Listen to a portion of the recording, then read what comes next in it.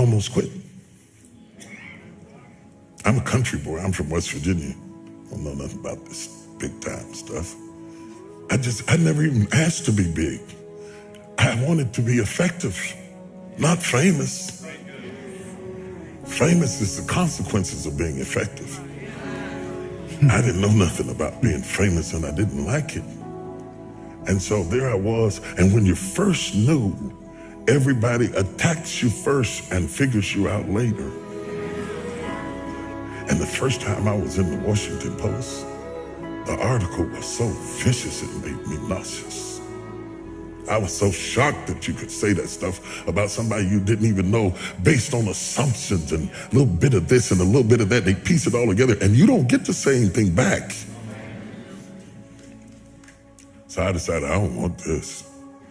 I was preaching for Pastor Bishop Donnie Mears, and nobody knew it because preachers can override their feelings and function.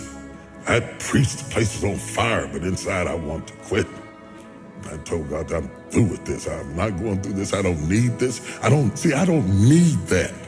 I'm a guy who likes to go get his own chicken wings. I don't have to have all of that stuff to be happy. So I thought, I'm not doing this no more. I'm not doing it. I'm not doing this. I'm not doing this because I don't need this and I didn't ask for this. I'm only doing this because of what happened in my life, of the circumstances that happened in my life. He put me on stage. I didn't ask for it. And when I saw how much it cost, I thought, you can have that right back here.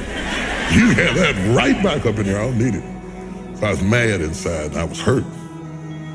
And I stayed up in the fellowship with the pastors because I didn't want to go back to my room and sulk in my own sorrows.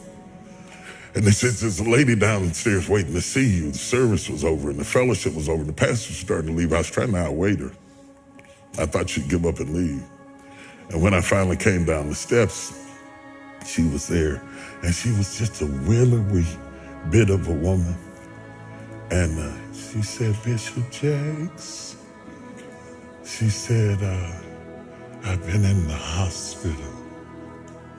She said, I was pregnant in my fallopian tubes, and the baby died in my tubes, and I was carrying around a dead baby, and the toxicity from the baby almost killed me.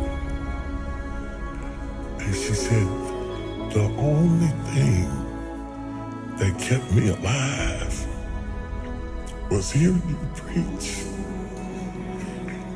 She said, if you hadn't been preaching to me every day, I swear I would have died. And then she looked at me and she said, it's for us.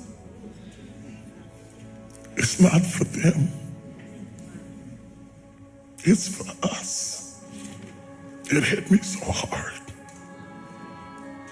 I didn't even get her name. I got in the car and cried all the way back to my room because she reminded me why I was there. Last week when I texted you, I was up in Baltimore in D.C. and I was doing a book signing. And this woman came up to the table to buy sword. She said, you don't remember me, do you? I said, no. She didn't even look like the same person. She's all dressed up and gained weight. She felt like she wanted to say, she said, I met you in the bottom of Donnie Mears Church years ago, and I burst into tears. I lost it. I stopped the signing, and I jumped up and hugged her. If it were not for that woman,